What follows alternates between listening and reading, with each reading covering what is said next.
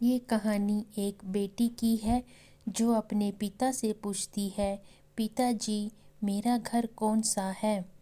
पिता कहते हैं, बेटी एक दिन तुम्हारा राजकुमार आएगा, वो तुमसे शादी करेगा, वो बेटी तुम्हारा घर होगा। बेटी उस राजकुमार के सपने लेने लगी। रोज रात को बेटी सो जाती और सपने में अपने राजकुमार और घर को देखती। पिता के घर में वो बहुत लाडली थी, बहुत प्यार से उसको रखते थे और बातों ही बातों में पिताजी बेटी को बोलते रहते थे, एक दिन तू पराई हो जाएगी, अपने ससुराल चली जाएगी। फिर बेटी पूछती, पिताजी ससुराल क्या होता। पिता बोलते, बेटी ससुराल में एक और तुम्हारे माता पिता होंगे, तुम्हें उनसे प्यार स्नेह करना है, उनका ख्याल और उनकी सेवा करनी है, जैसे तुम हमारा ख्याल रखती हो। बेटी बोलती, पिताजी क्या वो भी मुझसे प्यार करेंगे जैसे आप माँ करती है।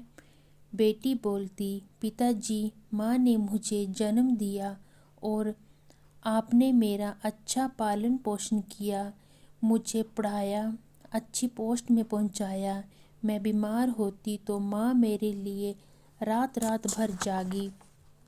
आपने मेरी अच्छी परवरिश की। अब मेरी जिम्मेवारी है कि मैं आपकी सेवा करूं। माँ पिताजी अब आप बूढ़े हो गए हो। पिता बोलते, बेटी ये एक परंपरा है, बेटी को एक दिन अपने ससुराल जाना पड़ता है। बेटी बोलती, पिताजी मैं नहीं जाऊंगी। पिता हंसी ही हंसी में बातों को टाल देते हैं। आखिर फिर एक दिन वो आ गया, बेटी की शादी हो गई। पिता ने बहुत ही नम आँखों से अपने कलेजे के टुकड़े को उसके राजकुमार को सौंप दिया। बेटी की विदाई हो गई। बेटी अब पराई हो गई। पिता ने बेटी को विदाई करते हुए कहा, बेटी अब तू पराई हो गई। बेटी ने जब ये बात सुनी तो वो बहुत रोई। वो हर वो बात सोचने लगी, माँ पिता ने मुझे बचपन से पाला, उन्होंने कैसे कह दिया कि वो पराई हो गई। वो रोते हुए अपने ससुराल चली गई। फिर पिता बोलते, अब मैं गंगा नहा आया। बात ये है कि जब बेटी पैदा हुई थी तब से ही उन्होंने उसको पराई मान लिया था। एक दिन ये चली जाएगी तो उन्होंने उसी सोच के साथ उसका पालन पोषण किया। समाज की ज़रूरत के अनुसार उसको पढ़ाया, अच्छे संस्कार दिए ताकि वे ससुराल में अपनी मर्यादा में रहे और हमारी नाक न कटवाएं। उसको बचपन से ऐसे संस्कार दिए और बेटे को आज़ादी दी। जिस बेटे के साथ शादी हुई वो उसके विपरीत संस्कार का था। ससुराल में बेटी बहू का भव्य स्वागत हुआ। सभी ने बहुत प्रशंसा की, बेटा बहुत सुंदर गुणवान बहू लाया है। ये तेरे बेटे के संस्कार है कि उसको इतनी सुंदर गुणवान पढ़ी लिखी बहू मिली। बहू के माँ पिता की परवरिश का वहाँ पर कोई महत्व न रह गया। बेटी अब ससुराल आ गई। ससुराल में उसको अपने पति और अपने सास ससुर के मुताबिक काम करना पड़ेगा। सुबह उनके मुताबिक जागना, रात को उनके मुताबिक सोना, खाना बनाना और घर की अन्य काम करना। बेटी ने उनको अपने माता पिता मान लिया, जैसे उसके पिता ने उसको समझाया था कि वो तेरा घर है, ससुराल है, वही तुम्हारे माता पिता हैं। बेटी उस घर में आकर बहुत खुश थी। उसको अपने माँ पिता की भी बहुत याद आती थी, पर समय के साथ साथ वो अपने ससुराल में घुल मिल गई थी। वो अपने पति सास ससुर का खूब ध्यान रखने लगी, उनकी हर वो बात मानने लगी, अच्छा अच्छा खाना बनाने लगी।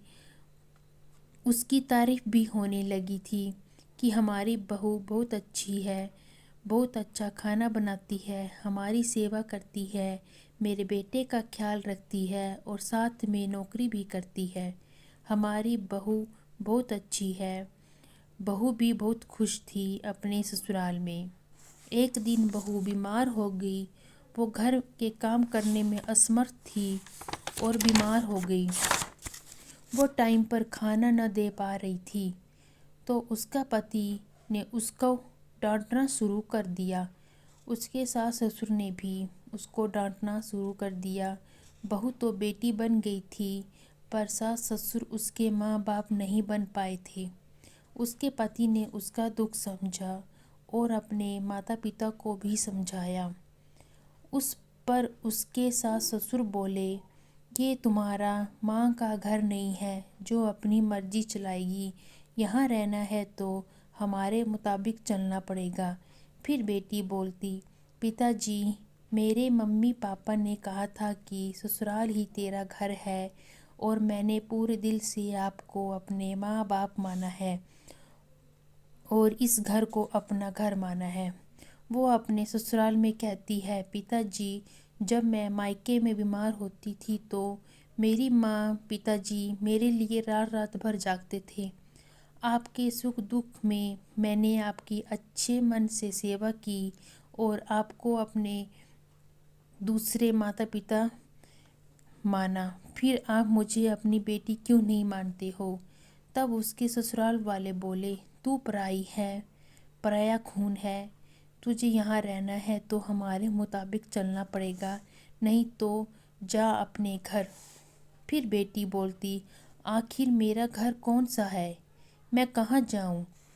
अपनी छोटी सी बच्ची को लेकर मैं कहाँ जाऊँ? मैं कहाँ दर दर भटकूँ अपनी छोटी सी बच्ची को लेके? वो बहुत सोचती और रोती और कहती, आखिर मैं कहाँ जाऊँ? वह बहुत परेशान थी, बहुत चिंता में थी। कुछ समझ नहीं आ रहा था उसको कि मैं क्या करूँ, आखिर मैं कहाँ जाऊँ, आखिर मैं कहाँ जाऊँ, मेरा घर कौन सा है, मेरा घर कौन सा है। ये कहकर वो रोती रही और अपने बच्चे के साथ समुद्र में छलांग लगा दी। आज भी बेटी का कोई घर नहीं है। आज भी बेटियों का कोई घर नहीं है। आखिर हमारा घर कौन सा है? मैं हर उस बेटी से, हर उस पिता से कहती हूँ कि आखिर हमारा घर कौन सा है, कौन सा है।